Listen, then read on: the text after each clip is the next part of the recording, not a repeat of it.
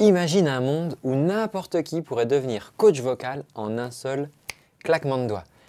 Je vais te parler de ce sujet, je m'appelle Antoine, je partage toutes les semaines sur cette chaîne YouTube des conseils pour les chanteurs, les chanteuses et aussi leurs accompagnants, profs et coachs vocaux. Alors, je voudrais te raconter une petite histoire en introduction de cette vidéo. Notre histoire commence dans un atelier mystérieux d'un puissant sorcier. Les ombres dansent sur les murs, éclairées par la lueur vacillante des bougies. Alors au centre de la pièce, il y a un chapeau pointu qui repose comme ça, qui est un petit peu le symbole de la sagesse et du pouvoir magique. Entre en scène une petite souris, un apprenti qui est vêtu d'une simple robe rouge et ses yeux brillent d'excitation et de curiosité parce qu'il voit ce chapeau magique qui est posé au milieu de l'atelier. Le maître quitte l'atelier laissant la petite souris seule avec ses corvées. Mais notre jeune apprenti a d'autres idées en tête.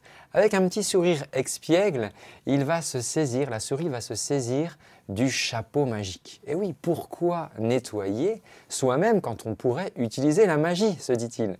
Et notre personnage enfile le chapeau, un petit peu trop grand pour sa tête, et d'un geste assuré, anime le balai.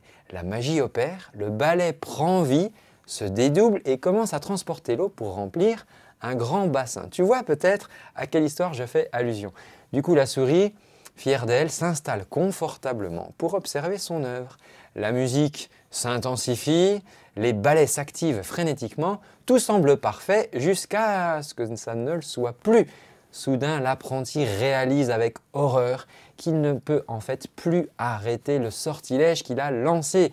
Les balais continuent inlassablement leur tâche inondant l'atelier. L'eau monte, l'eau monte, l'eau monte encore dans l'atelier et la souris paniquée tente désespérément d'arrêter le chaos qu'elle a déclenché. Elle saisit une hache et commence à frapper les balais, les réduisant en morceaux. Mais malheureusement, à chaque éclat de bois qui se crée, eh bien, ça se transforme en un nouveau balai qui amplifie le désastre. L'atelier est maintenant complètement rempli d'eau, c'est un océan déchaîné, la souris est emportée par les flots, elle lutte pour sa survie. Juste au moment où tout semble perdu, eh bien le maître revient et d'un seul geste, il arrête le déluge, il dissipe les balais magiques et il ramène le calme. La petite souris, dont le nom est Mickey, est trempée, penaude et se tient devant son maître.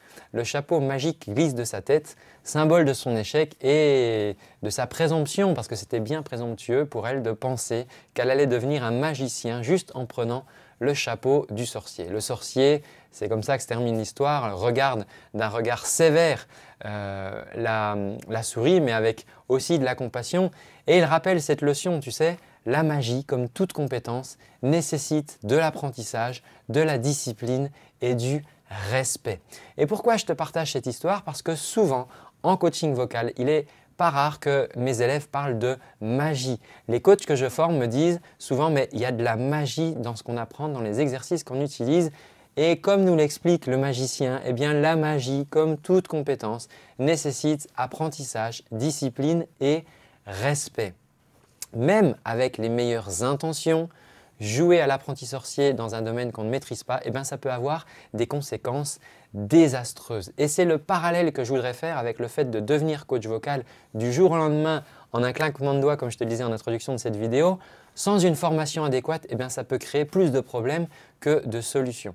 Je te partage cette vidéo parce que j'ai des échanges avec des chanteuses, des chanteurs, des professeurs, des coachs et je vois des fois des personnes qui viennent à moi en me disant « voilà, je suis chanteur, chanteuse, je voudrais devenir coach vocal ». Et la première question que je leur pose c'est « as-tu toi-même été coaché? As-tu déjà pris des cours ?» « Oh non, pas forcément parce que voilà, je chante suffisamment bien pour ça ». Bon, la conversation se termine poliment et puis quelques jours après, je vois sur Instagram, leur compte Instagram qui a changé de nom et qui est marqué coach vocal. Ça y est, c'est parti, ils sont devenus coach vocaux auto-proclamés sans formation adéquate.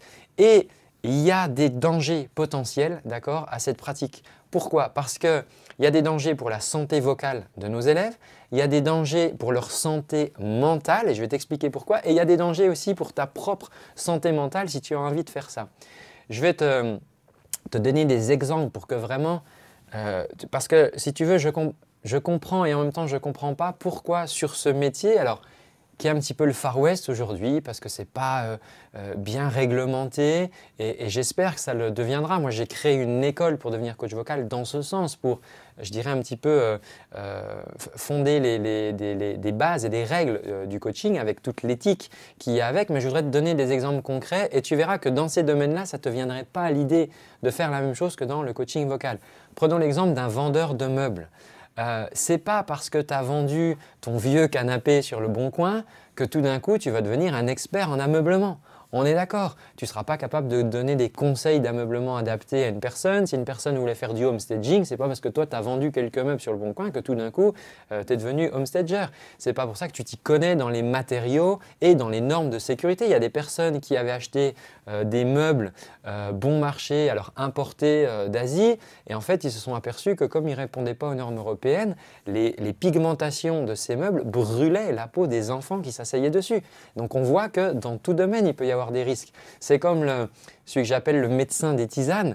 Ce n'est pas parce que tu as remarqué qu'il y a des tisanes qui te faisaient du bien, qu'il y a des tisanes qui te soulagent, ben, ce n'est pas pour ça que tout d'un coup tu t'es transformé en professionnel de santé qui va faire des prescriptions et qui va donner comme ça des vérités à des amis. Parce que les dangers, c'est quoi? C'est que tes amis prennent pour argent comptant ce que tu leur dis, retardent du coup le fait d'aller consulter un vrai médecin alors que peut-être ils en auraient eu besoin tout de suite et peut-être qu'ils vont utiliser des produits qui ont des interactions malheureuses et qu'ils ne devraient pas faire.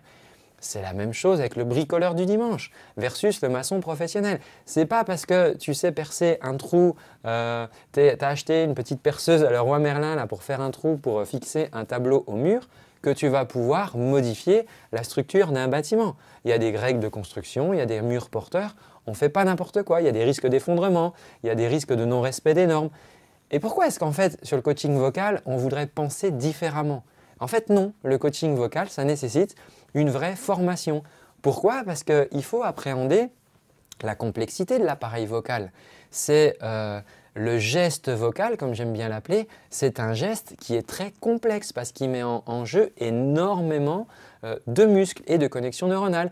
C'est important de comprendre, par exemple, l'anatomie et la physiologie. Comment fonctionne le corps, comme le ferait un kiné. Tu vois, moi, je considère le coach vocal comme un kiné de la voix, en quelque sorte. Toute proportion gardée, évidemment, sans s'intéresser à la partie médicale. Hein, on est d'accord.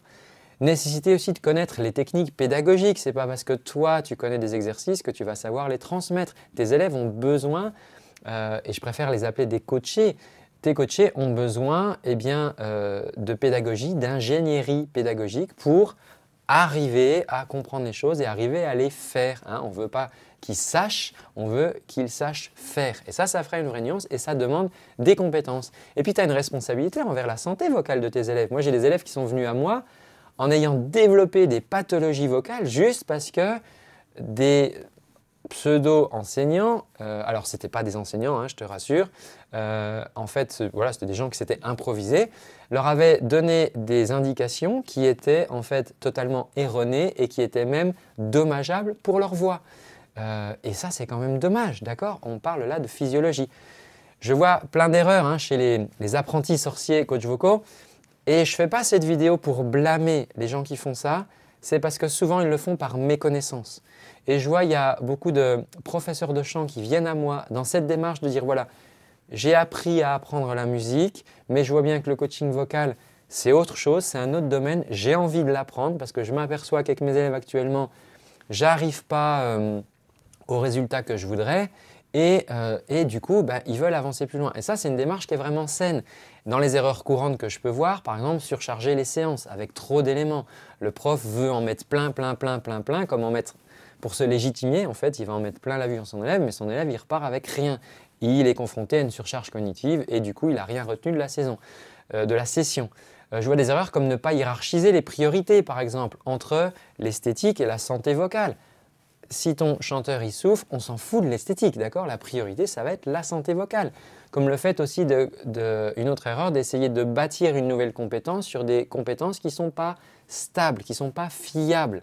Donc, si je commence à essayer d'enseigner un vibrato à un élève qui ne maîtrise pas encore son flux d'air et qui, du coup, par le fait, a la voix qui tremble, je construis sur des sables mouvants, comme le fait de négliger aussi l'analyse détaillée des vraies difficultés. Ah ok, j'entends que mon élève chante à côté, c'est pas juste, on va corriger la justesse. Non, en fait, en vérité, ton élève, il a un problème de rythme. Et le rythme, c'est de la synchronisation musculaire, d'accord? On parle de psychomotricité. C'est comme aussi d'ignorer l'importance de la voix parlée dans le coaching vocal. Ça serait une illusion de vouloir corriger des défauts sur une voix chantée, alors que ces défauts sont déjà présents dans la vie de ton coaché dans une voix parlée. Donc, je te donne en vrac, comme ça je te ferai d'autres vidéos peut-être avec les erreurs à éviter et comment passer à côté. Comment devenir un véritable coach vocal parce que c'est la question que tu vas me poser dans les commentaires en disant « Oui Antoine, c'est bien gentil tout ça, mais comment on fait ?» Alors, il faut s'y former en fait, c'est très simple. Il y a des écoles pour ça, il y a des compétences essentielles à apprendre, il y a une éthique professionnelle à adopter et ce n'est pas le Far West. En tout cas, moi j'aspire à ce que ça le soit de moins en moins. Alors, je te l'ai dit en introduction de cette vidéo, moi j'ai un centre de formation professionnelle au métier du coaching vocal et là tu vas me dire Antoine, tu fais la promotion de ton école et là je vais te dire un grand oui parce que vu les retours que année après année les participants me font des professeurs de chant qui avaient démarré comme ça et qui maintenant utilisent des vrais outils, se sont organisés et ont des résultats phénoménaux avec leurs élèves. Donc oui, c'est avec grand plaisir et enthousiasme que je fais la promotion de cette école, mais ce n'est pas la seule, d'accord? À toi de trouver, il y a des centres de formation en Europe, dans le monde entier. Tu auras forcément des solutions pour te former. Mais l'idée vraiment, c'est que tu vaux plus que ça, d'accord? Tu vaux plus que « Ah ok, c'est cool, je suis un bon chanteur, je vais devenir coach vocal ». Tu mérites plus, tu peux apporter beaucoup plus au monde du chant, d'accord? Si tu te structures, si tu apprends les véritables méthodes et sans te transformer dans l'apprenti sorcier, comme Mickey, là, qui tout d'un coup, en mettant le chapeau du sorcier, avait cru qu'il allait devenir coach vocal. Donc, tu vaux vraiment plus que ça. Maintenant, si c'est quelque chose qui t'intéresse, on va organiser là prochainement des portes ouvertes digitales pour justement présenter le centre de formation. Donc, si c'est quelque chose qui t'intéresse, clique dans le lien que tu trouveras dans la description sous cette vidéo ou à la fin, là, tu trouveras le lien. Tu appuies dessus, tu laisses ton adresse mail et tu seras informé des portes ouvertes qui vont s'organiser là très prochainement. Ça sera l'occasion de découvrir le centre de formation, de voir comment on pourrait t'aider dans ta formation professionnelle de coach vocal et puis de comprendre comment ça fonctionne et de faire connaissance puisque c'est en direct, j'anime personnellement ces portes ouvertes. Voilà, je te remercie d'avoir suivi cette vidéo. J'espère que cette histoire que je t'ai racontée, cette histoire relatée par Walt Disney à travers le dessin animé Fantasia, marquera ton esprit et te donnera l'envie de progresser, d'aller plus loin. Je te donne rendez-vous dans une prochaine vidéo. Ciao!